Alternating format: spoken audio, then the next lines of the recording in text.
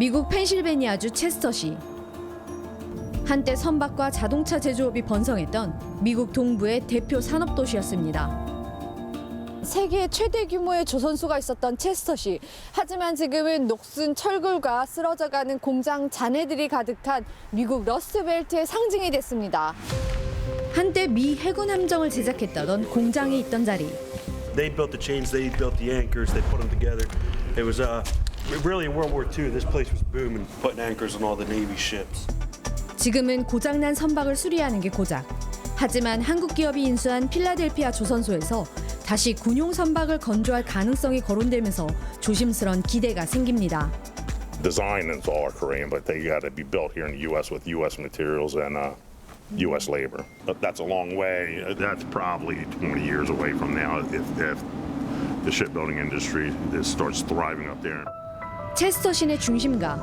문을 연 상가를 찾기 어려울 만큼 황량한 기운이 감돕니다. 폭설이 지나간 자리. 주민들이 나서서 눈을 치웁니다. There's no supermarket in Chester. It's no place to sit down and have a meal in Chester. This is where we used to go shopping at. This was our downtown. This is our center city. 1980년대 초 체스터 산업의 중심이었던 조선소까지 문을 닫자 인구는 빠르게 줄어들었습니다. 결국 체스터시는 2022년 파산 보호를 신청했습니다. 작은 편의점 외엔 식료품 가게가 하나도 없는 도시. 무료 식품 나눔터에 기대는 주민들이 많습니다. They talk about Chester really being a food desert. So essentially no food available. They are limited in what they can give now because of government funding. Their funds have been cut.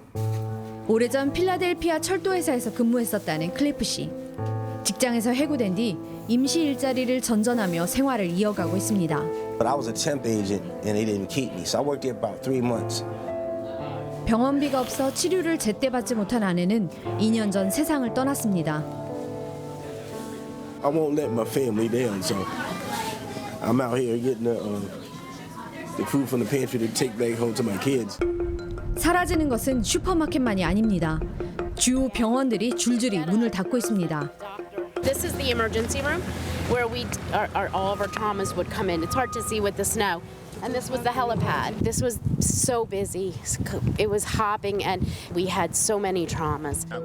재정난을 겪던 병원을 인수한 사모펀드 회사는 6년 뒤 모든 자산을 매각하고 주민들과 의료진들의 거센 항의를 뒤로한 채 지역을 떠났습니다.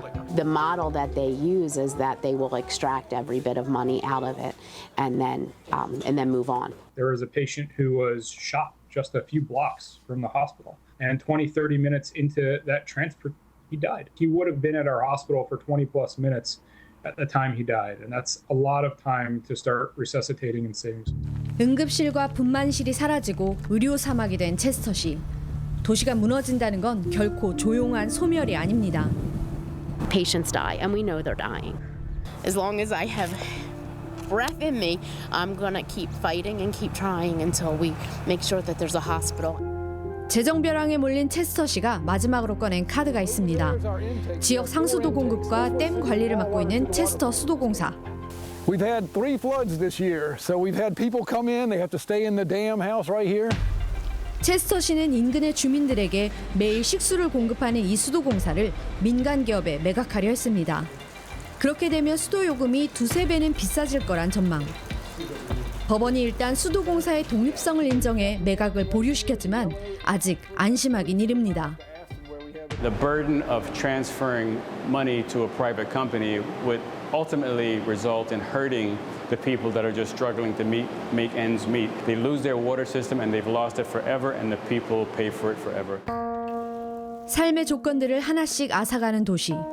하지만 고향을 떠나지 못하는 사람들이 남아 있습니다. The same thing as if somebody came into my house and tried to tell me, I want this. I'm just going to take it from you. And they're not willing just to easily hand it over. 제조업 부활이라는 도시의 희망을 기다릴 시간은 얼마나 남았는지 체스터시가 묻고 있습니다. 지금까지 이윤정 PD 특파원이었습니다. 아, 심각하네요. 오건영 단장님, 음식이 없고 병원이 없다니 꼭 죽은 도시 같습니다. 근데 이게 비단 체스터시뿐만 아니라 러스트벨트 지역민들 대부분이 아마 많이 답답할 겁니다. 아하. 트럼프가 이제 미국 내에 공장을 지어서 제조업을 살리고 일자리를 만들겠다 이렇게 공언을 했지만 맞아요. 작년에만 제조업 일자리가 7만 개 가까이 사라졌거든요. 그렇게 많이요? 네, 그렇습니다. 이게 관세 때문에요. 네. 부품이나 원자재 값이 크게 뛰면서 이걸 버티지 못하고 공자들이 물을 닫은 겁니다. 네, 너무 올라서. 네, 그렇습니다. 이게 소비 심리도 12년 만에 가장 위축된 걸로 나타나고 있거든요. 네. 근데 이제 얼마 전에요. 미국 농무장관이 이런 말을 해서 좀 이슈가 됐어요. 네. 닭고기 한 조각, 브로콜리 한 조각, 옥수수 토르티아 한 장. 여기에 다른 음식 하나만 더하면 3달러, 우리나라 돈으로 한 4,400원 정도인데요. 이 정도의 한 끼를 먹을 수 있다. 이렇게 말한 거죠. 그 정도로 한 끼를 먹을 수 있다라고요. 그러자 이제 분노했던 시민들이요. 그럼 다른 하나는 공기 한 줌이냐, 장관의 양심 한 조각이냐 이렇게 얘기하면서 정치권이 민생고에 전혀 공감을 못하는 이런 모습에요. 비난이 폭주했습니다. 그러게 말입니다. 장관의 한 끼 식사는 어떨지 참 궁금합니다. 고물가로 전 세계가 난리잖아요.